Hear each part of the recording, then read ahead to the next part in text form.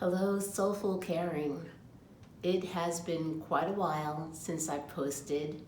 Last time I was talking about just this idea of growing old and how we would feel to be on that side of life.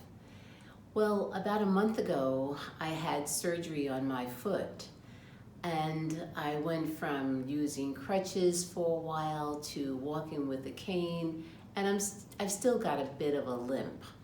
Anyway, it gave me a bit of a glimpse of how it would feel, how it would be if I'm not moving the way I typically move, if folks are viewing me as someone in need of help, who has to depend on them.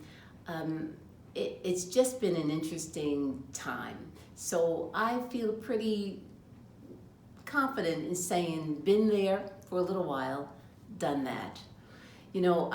Alex went to the doctor's office with me once or twice, and I noticed even the doctor speaking to Alex, directing his attention at the person who was giving care as opposed to the person, me, who needed care. And I had to sort of get them to correct that dynamic so that the doctor could, address me directly.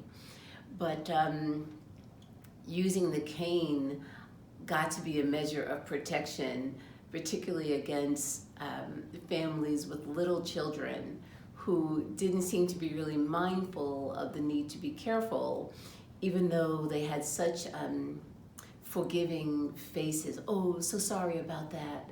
So it's been something.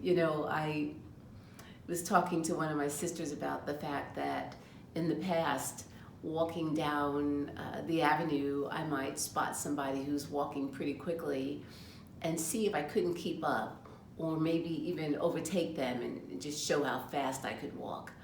And now I was painfully aware that even folks much older than me were walking much faster than I was because I was moving so slowly.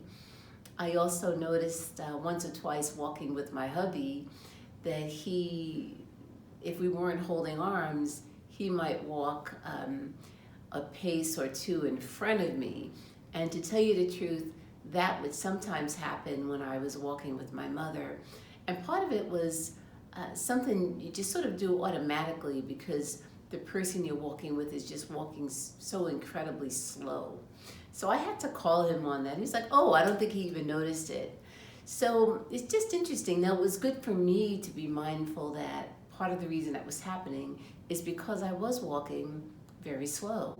I just could not move because my foot had surgery just recently. So it's just been an interesting time getting into taxis and having to use the procedures I normally suggest to my mother to hold on to the overhead handle, or to enter backwards, get myself situated, and then turn around, scoot in a little bit, look for support wherever I can find it.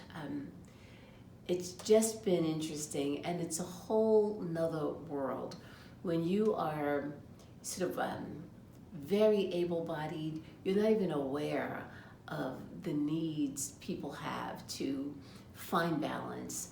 I mean, you might see it and realize that they have that need, but just to see the world from that perspective, I think it probably has been a really important exercise for me. So, well, I'd like to hear what you guys think on this whole topic. I know you've got loved ones who are disabled. I know some of you have gone through this yourself.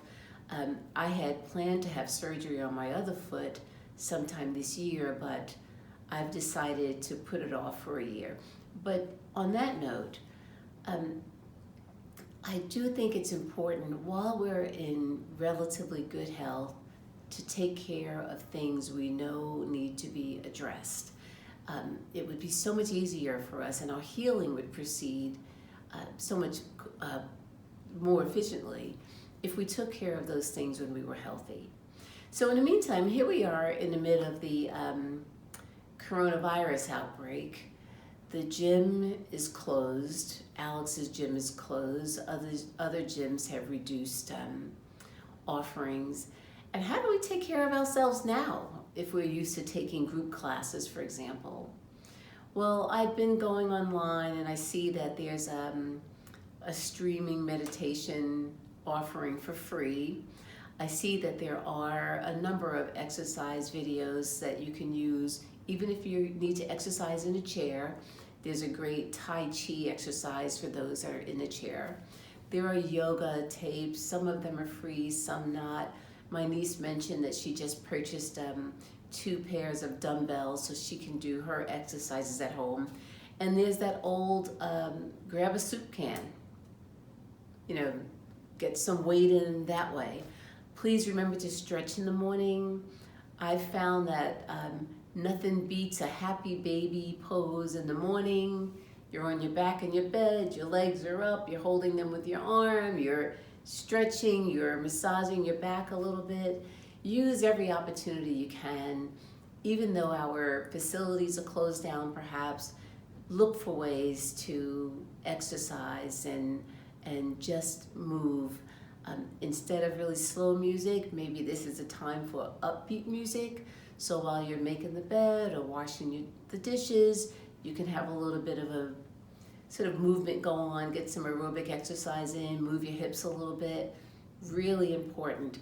We need to take care of ourselves as much as we can while we're young or nearly young, so that as we get older, we're better able to handle what I've been calling the ravages, those hard times we know will face us as we grow to be elderly. So it's been nice checking in with you again, and please remember to comment, let me know what's going on with you, and I hope to post soon again. Also, please check me out on Instagram.